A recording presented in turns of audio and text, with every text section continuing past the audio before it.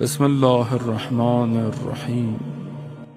اگر آپ کو پتا ہے میں کتنا پڑھتا ہوں حوضے میں، کسی کو نہیں پتا۔ وہ تو مولانا صاحب بولتے کیا ہے، مولانا صاحب کا کردار کیسا ہے، کسی کو کیا پتا کتنی کتابیں مولانا پڑھ کر آئے تھے، کسی کو نہیں پتا۔ میں بولوں میں نے فلانی پڑھی کتابوں کو، تو آپ کو نام بھی نہیں پتا ہوں گے۔ بولے مولانا صاحب کچھ بھی پڑھو، ہمیں اس سے کیا ہے، اگر آپ ہمارے مسائل حل کر رہے ہیں تو ہمارے لیے ٹھیک ہے، ورنہ آپ پڑھتے رہیے حوضے میں، اور پڑھے رہیے حوضے میں۔ لوگ پڑھے ہوئے ہیں اصل میں حوضے کے اندر، ہل نہیں رہے ہیں۔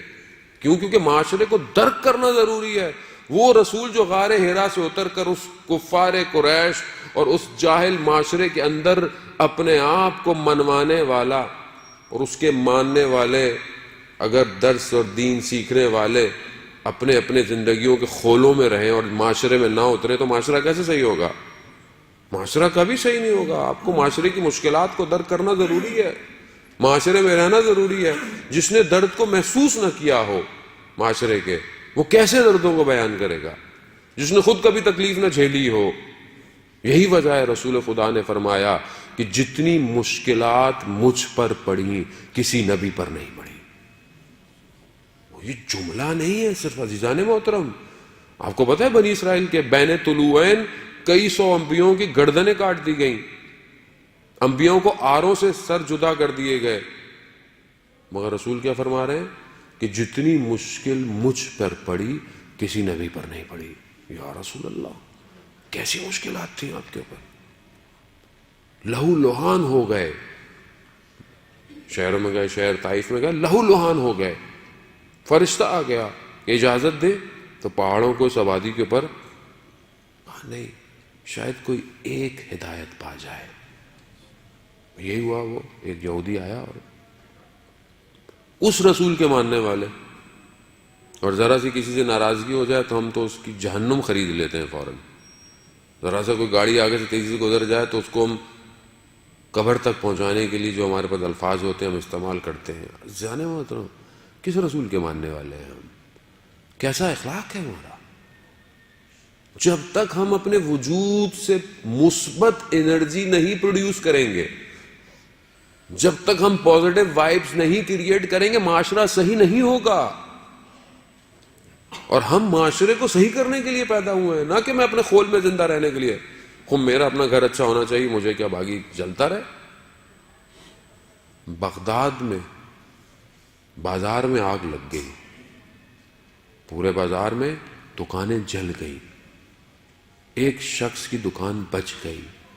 اسے کہا کہ سب دکانیں جل گئیں مگر تمہاری دکان بچ گئی ہے۔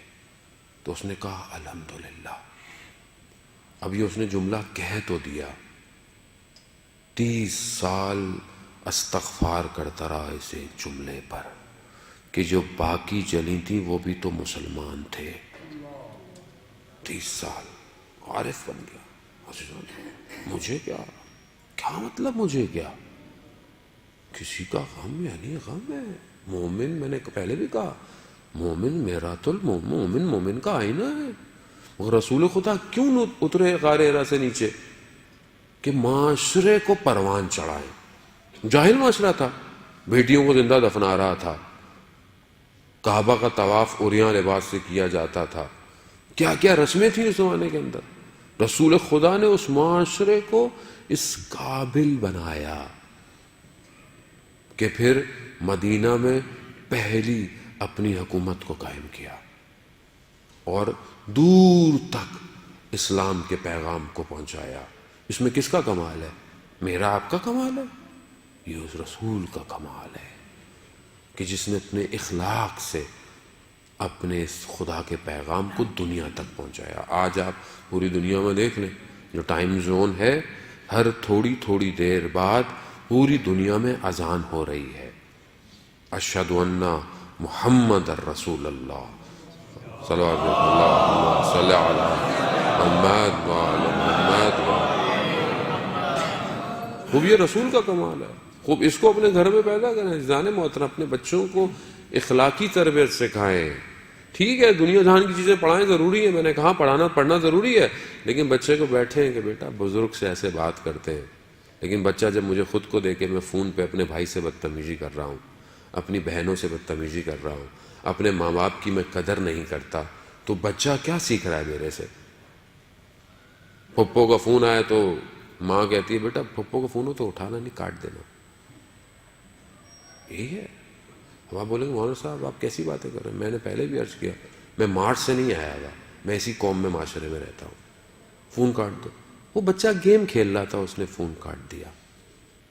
یہ تربیت ہم دے رہے ہیں اپنی اولاد کو.